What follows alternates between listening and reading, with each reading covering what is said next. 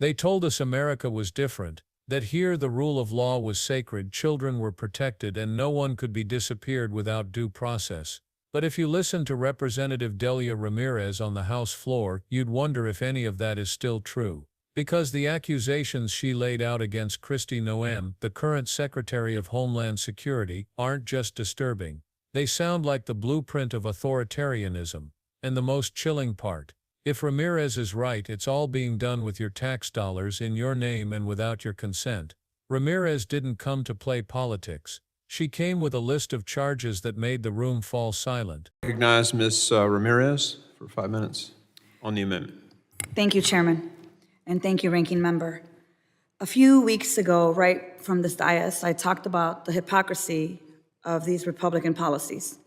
We're talking about gutting services that working people rely on, while writing blank checks for ultra-wealthy bosses. Well, here we are again. We're back from recess, and Republicans are looking to cut $1.5 trillion in funding for our communities. But today, we're considering also a $69 billion infusion into an agency that is violating our rights, undermining due process, and blaming administrative errors for their criminal behavior. And this gift to Trump and Noem comes without oversight, which Republicans on this committee have proven either unwilling or incapable of. Case in point, my request to conduct an oversight visit in El Salvador was publicly denied in the press, despite evidence that Noem spent $6 million of taxpayer dollars to disappear immigrants to a foreign prison without due process. The committee is considering this massive infusion of capital into the department without holding a single hearing with Secretary Noem, a request that I have made and others several times to this body, and I'm making again today. Secretary Noem has to come before this body and answer our questions about the department's unconstitutional, illegal, and inhumane activities. Mr. Chair, I ask unanimous consent to include in the record a letter requesting Noem come before the committee to testify. In case, I can keep going, I can do it at the end if you'd like. We can do it now. So ordered. Thank you. In case there's any question about what those unconstitutional, illegal, inhumane activities are, let's revisit some of them for the record. Republicans are seeking to fund the wasteful spending of this administration after Trump and Noem already wasted $300 million in 6 weeks to militarize the border. The administration says they're committed to legal immigration, while they are cruelly canceling the appointments of thousands of immigrants who legally sought asylum in our country. Trump and Noem have even denied children, 2-year-old children, their basic right to face immigration proceedings with a lawyer, including children going through cancer treatment. Since January, Trump and Noem have used ICE to terrorize our communities, profiling Latinos and arresting U.S. citizens, like the man who was detained in Chicago after buying a slice of pizza, despite of the fact the guy was carrying his ID and his Social Security card, and the Puerto Rican veteran in New Jersey. Folks, these are the same people who launched a $200 million anti-immigrant ad propaganda campaign with your constituent taxpayer dollars. And then, last month, in violation of court orders, Secretary Noem acted on the fascist dreams of her leader and sent immigrants to offshore detention centers. Noem wasted millions to fly immigrants without criminal records to Guantanamo.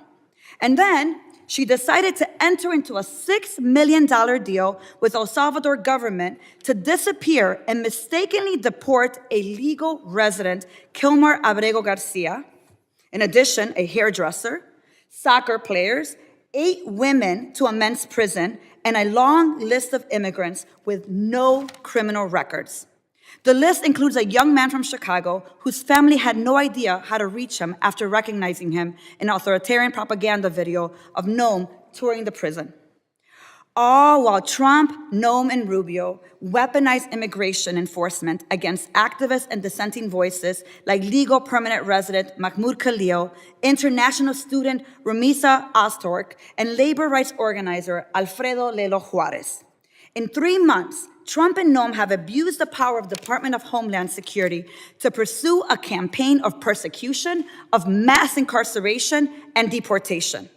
Day after day, Noem disregards the authority of Congress, the laws of the land, the constitutional rights of residents, the court's due process, and every check and balance that protects us from fascist authoritarians. There is no way in hell that I'm giving this administration one more dollar to violate our rights and criminalize our communities. And further, Noem must resign from her position as Secretary of Homeland Security. Mr. Chair, I ask unanimous consent to include in the record a letter demanding Noem's resignation as the Secretary of Homeland Security. So ordered, and I believe the gentlelady's time has expired. It is now. Thank you. With that, I yield back. Okay, she yields. Just to let everybody know, I think Secretary Noem's coming in May the 14th. But anyway, who's next? Ms. Johnson, you're recognized. Thank you, sir. She accused Kristi Noem and DHS of deporting legal residents, detaining activists, and even sending children, including a 4-year-old with stage 4 cancer, into deportation proceedings without lawyers. Think about that for a moment. A sick child, fighting for his life, denied basic rights that every human being is supposed to have. Ramirez reminded everyone that DHS claimed the child's mother consented to their deportation, but when pressed, the department couldn't provide any evidence. The attorney for the family said no such consent was ever given, and if that sounds outrageous, Ramirez said this wasn't an isolated case. Multiple U.S. citizen children had been deported under Noem's watch. Her voice didn't waver. Her message was clear: this wasn't incompetence. It was a deliberate policy. But that, Ramirez warned, was just the beginning. Next came the revelation that stunned the chamber. According to Ramirez, Noem struck a $6 million deal with the government of El Salvador. The purpose? To disappear immigrants. Legal residents, soccer players, hairdressers, students, people with no criminal records were suddenly whisked away to foreign prisons. Take the case of Kilmer Abrego Garcia, a legal resident mistakenly deported. His family had no idea what had happened until they saw his face on a propaganda video. A video released by El Salvador's government showcasing its prisons as Kristi Noem toured the facility like a VIP guest. Imagine that. You don't get a phone call, you don't get a letter. You turn on the TV and see your missing loved one paraded for cameras in a foreign prison. And this wasn't one tragic mistake. Ramirez claimed there was a long list of names, people vanished, deported, and detained, while DHS brushed it off as administrative errors. But then came something even darker. Ramirez painted a picture that left no room for spin. She described 2-year-old children forced to face immigration courts without legal representation, families who had followed every legal step to apply for asylum, only to have their appointments canceled overnight. And yes, sick children, even those battling cancer, thrown into the system without counsel. Think about that. A child hooked up to IV lines in a hospital, then expected to navigate America's immigration bureaucracy alone. Ramirez made it clear this wasn't a system failing at the margins. It was cruelty built into policy. And while children suffered, she said this administration was burning through taxpayer money like never before. If you thought this was just about human rights, Ramirez wanted you to see the numbers.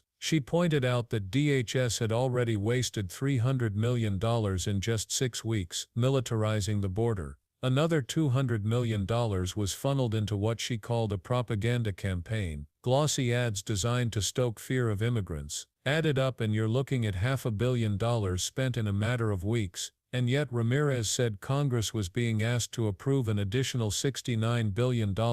No hearings, no testimony, no oversight. She asked the question no one wanted to answer: how could lawmakers pour billions more into an agency accused of violating court orders, defying Congress, and shredding due process? But Ramirez wasn't finished. She said DHS wasn't just wasting money, it was targeting people. Here's where the accusations became chilling. Ramirez claimed DHS was being used not to protect Americans, but to silence dissent. She named activists, students, and organizers who were allegedly detained or deported for their beliefs. Mek Morcalo, a legal permanent resident. Ramisa Otor, an international student. Alfredo Lilo Juarez, a labor rights organizer. None of them had serious criminal records. What they had in common was that they spoke out. According to Ramirez, DHS under Noem had turned into a weapon, not against threats but against voices that challenged the administration. And if that sounds familiar, it's because history has shown us this playbook before.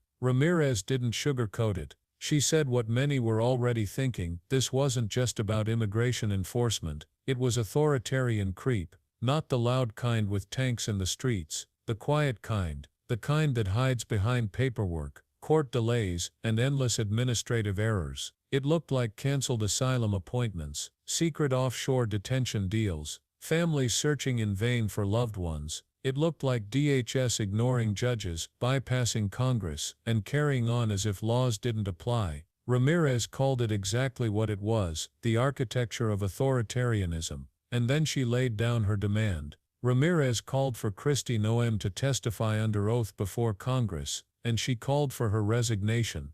"There is no way in hell," Ramirez thundered, "that I'm giving this administration $1 more to violate our rights and criminalize our communities." Her words echoed through the chamber. Kristi Noem must resign. Not next month. Not after hearings. Immediately. But here's the real question: will anyone act? Delia Ramirez's speech wasn't just a political outburst, it was a warning. If the allegations are true, DHS isn't acting as a guardian of security. It's acting as a weapon against immigrants, activists, students, and even children. And it's happening quietly. With your money. In your name. Without your consent. This is how democracies erode, not with a single blow, but with 1,000 cuts. If due process can be denied to immigrants today, what's to stop it from being denied to anyone tomorrow? So the question isn't just whether Kristi Noem should resign, the question is how much longer are we willing to look away? Because if we stay silent, one day we'll wake up and realize the Constitution didn't collapse overnight.